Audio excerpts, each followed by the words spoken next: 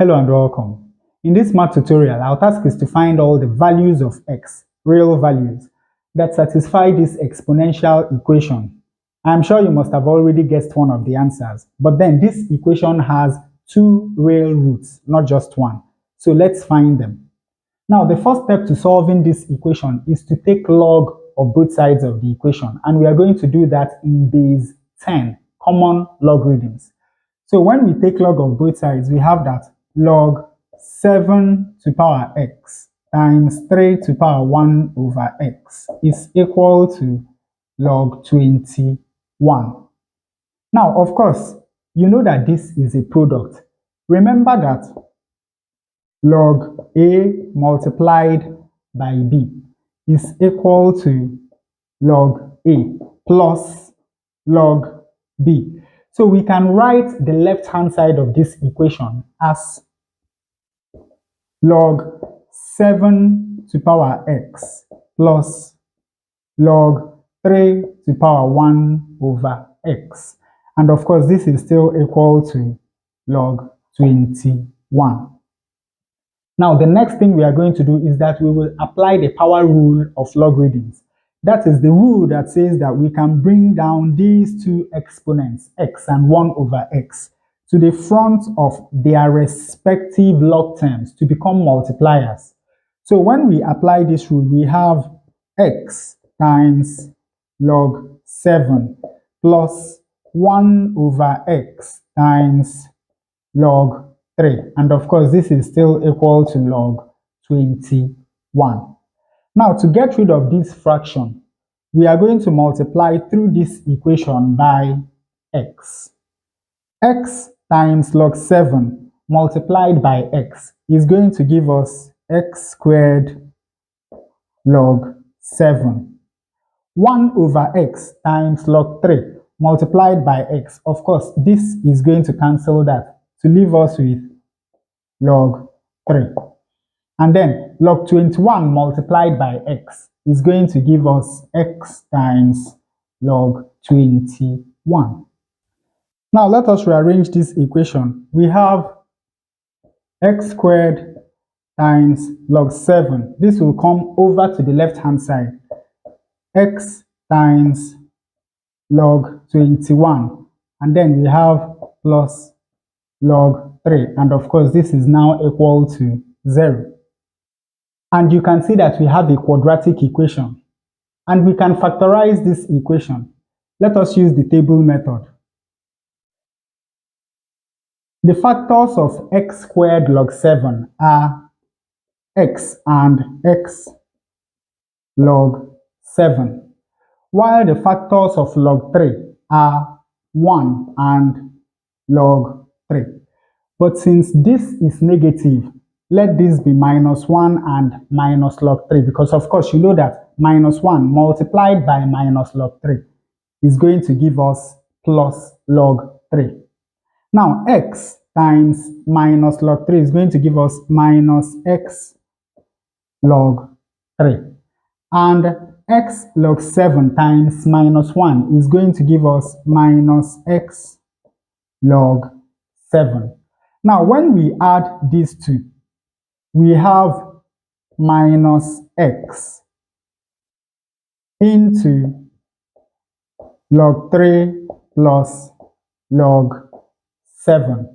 And of course, you know that to add these two logarithms, we have minus x into log 3 times 7. 3 times 7 is equal to 21. So this is minus x log 21, which is exactly what we have in the middle term. So we have that when we factorize the left-hand side of this quadratic equation, we have x minus 1 multiplied by x log 7 minus log 3. And of course, this is equal to 0. And of course, you know that from this statement, we have that either x minus 1 is equal to 0 or x log 7 minus log 3 is equal to 0. From here, when we add 1 to both sides of this equation, we have that x is equal to 1, which is the obvious root. And then from here, we have that x log 7 is equal to log 3. And of course, dividing both sides of this equation by log 7, we have that x is equal to log 3 over log 7. Now, using our change of base formula for logarithms, this is equal to log to the 7 of 3. So we have that the two values of x that satisfy this exponential equation are x equal to 1 and x equal to log to the 7 of 3.